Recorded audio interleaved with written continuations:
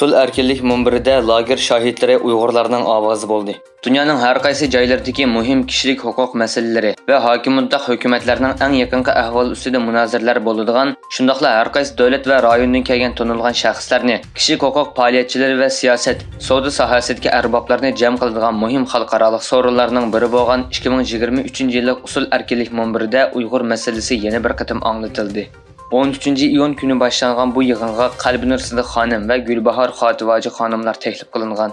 Bu ikki nafar lager shohidi o'zlari bevosita shohid bo'lgan 5 dan o'tkazgan voqealarni so'zlash orqali Uyg'urlar bugungi kunda yo'liqayotgan irqiy qirg'inchilik fojialarini, lagerlarda sodir bo'layotgan insoniyatga qarshi jinoyatlarni anglatgan. Mahmud Abbas Xitoyning Uyg'urlarga yurgizayotgan irqiy qirg'inchilikni qo'llaydiganligini bildirgan.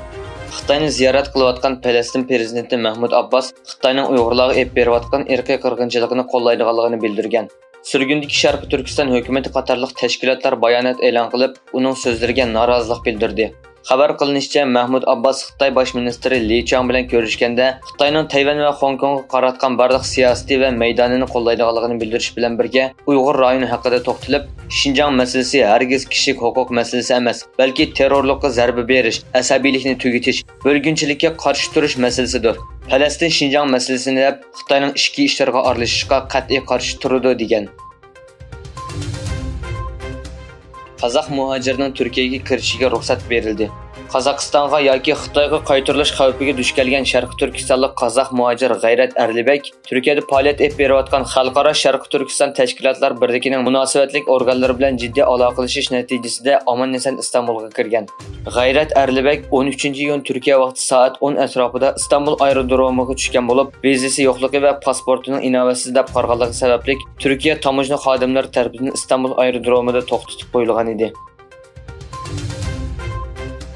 Rossiya eng chong tahdid. Xitoy sistemalik raqobatchi.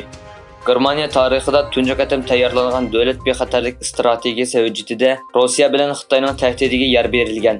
50 betga yaqin hujjatni bosh ministr Olaf Scholz, Moliya ministri Christian Lenders, Tashqi ishlar ministri Annalena Baerbock, davlat mudofaa ministri Boris Pistorius va ichki ishlar ministri Nancy Faeser e'lon qilgan. Strategik hujjatda Xitoy bir sistemlik raqobatchi deb qaralgan bo'lib, Xitoyning iqtisodiy ta'siridan foydalanib siyosiy nishonni amalga oshiradiganligi, rayon muqimligiga bo'lgan sari besim olib keladiganligi va kishilik huquqqa hurmat qilmaydiganligi o'tirg'a qo'yilgan. Qatar amiri O'rta Osiyo Turkiya Cumhuriyetlerini ziyorat qildi. Oldingi hafta Qatar amiri Sheyx Tamim bin Hamad Al Sani O'zbekiston, Qirg'iziston, Qozog'iston, Tojikiston va Turkmanistondan iborat Turk davlatlar tashkilotiga a'zo davlatlarni orqa-orqadan ziyorat qildi. Kuzatchilar Qatarning bu harakatini Xitoyning rayonida kun sayin kuchayotgan ta'sirini yeniklatish maqsad qilgan deb sharhladi. Uchurlarga qaraganda Qatar amiri barliq Turkiy Cumhuriyatlari bilan 13 sohadagi hamkorlik to'g'risida suhbatlashgan. Microsoftning qo'rg'uvchisi Bill Gates Xitoyni ziyorat qilgan. Amerika yumshoq detal shirkati Microsoftning qo'rg'uvchisi Bill Gates o'zining Xitoyni ziyorat qilib, dunyo sahiya va taraqqiyot masalasida xizmat qiladigan fondiga vakolatan suhbatlarni olib borganligini bayon qildi. Gates o'zining shaxsiy Twitter hisobida o'zining 2019-yildan buyon tunji qatim Beijingga kelganligini e'lon qildi.